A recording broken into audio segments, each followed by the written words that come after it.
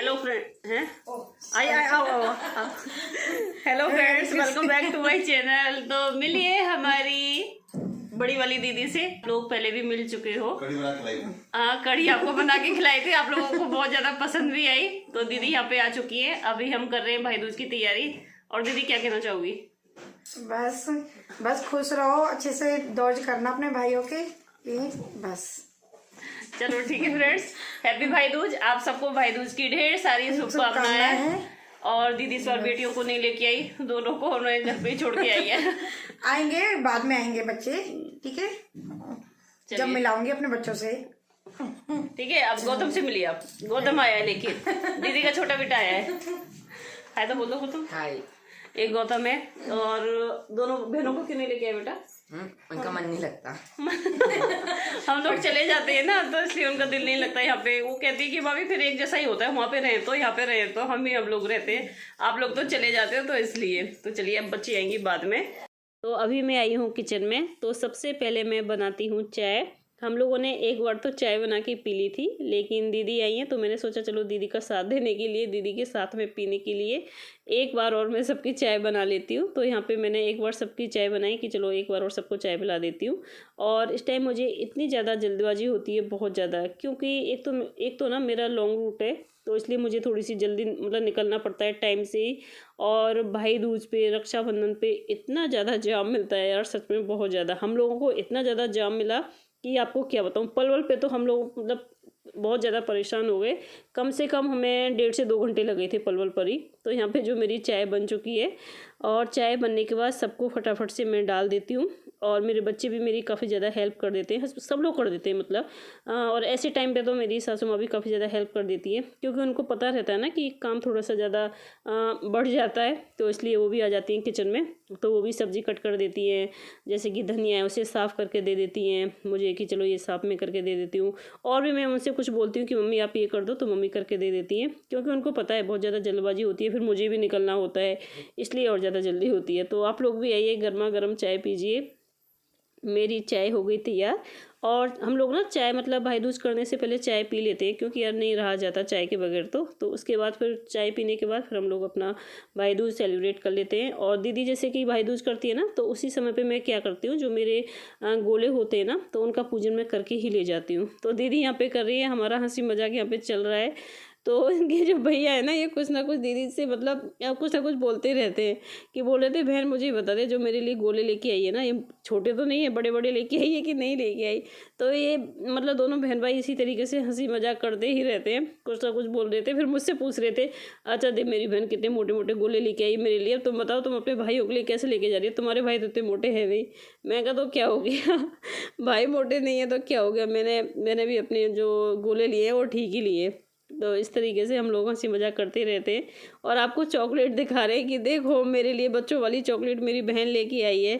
लेकिन यार बहन का दिल तो देखो कितना बड़ा है कि आप चलो अपने भाई के लिए वो चॉकलेट लेके आई है, कि मैं अपने भाई को चॉकलेट भी खिलाऊंगी। और जो दीदी है ना, सच में इनका नेचर बहुत ही अच्छा है, काफ़ी हंसमुख है ये भी, हमारी तरह ही है मतलब। हम लोग भी हंसी मजाक करते रहते हैं। तो दीदी ज़बरदस्ती कह रही थी कि नहीं मैं पूरी मिठाई आपको खिलाऊंगी भाभी। मैं कहा दीदी इतना मीठा खाने का बिल्कुल भी मन नहीं है, और फेस्टिवल सीजन पे तो बिल्कुल भी नहीं होता, क्योंकि इस टाइम तो सब लोग बहुत ज़्यादा मीठा खा खा के परेशान हो जाते हैं। इसलिए तो मैं क्या करती हूँ, दीदी को भी टीका कर देती हूँ। तो उनके भैया भी साथ में उठ गए, कह रहे नहीं मैं भी मिठाई खिलाऊंगा अब आ करो तुम। तो कह रहे अरे दोनों मिठाई मैं एक साथ कैसे खाऊंगी, थोड़ा थोड़ा खिला दो। तो हमारा करने के बाद अब दीदी ने किया था दोनों बच्चों का टीका किया यहाँ पे। और बच्चों का करने के बाद फिर हम लोग गए थे किचन में। तो अभी आपको मैं किचन का दिखाती हूँ कि किचन में हम लोगों ने कितनी ज़्यादा जल्दी की।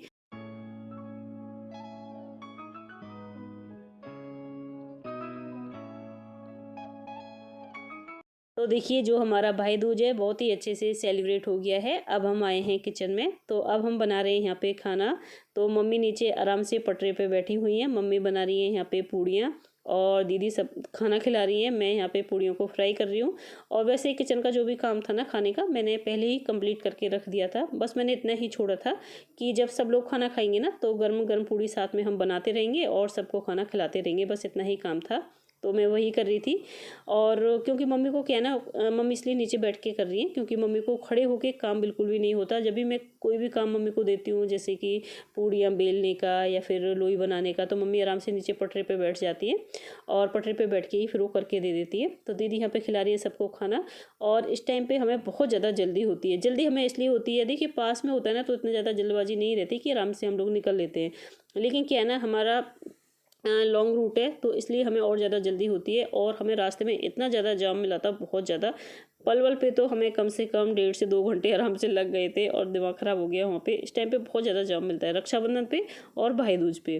तो देखिए अब मैं आपको मिलाती हूँ अपने बड़े वाले जीजा जी से, जो साथ में बैठ के खाना खा रहे हैं। ये हैं हमारे बड़े वाले जीजा जी, जो मेरी बड़ी वाली सिस्टर इन लॉ है, उनके हस्बैंड ने।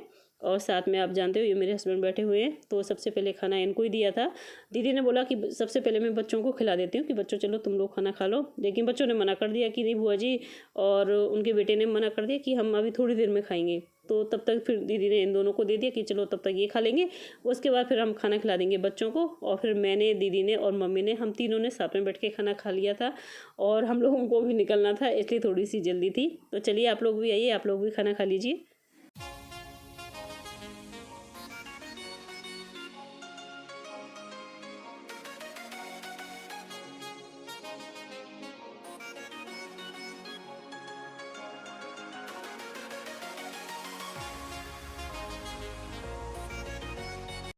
तो अब हम लोग घर से निकल चुके हैं और देखिए आज ड्राइव कौन कर रहा है। आज कर रहा है मेरा छोटा वाला बेटा, जो आप लोगों ने फर्स्ट टाइम ही देखा होगा। इसका लर्निंग बन गया है, बस लाइसेंस बनेगा, उसमें थोड़ा सा टाइम लगेगा। अभी जब बन जाएगा तो मैं आपको बता दूंगी।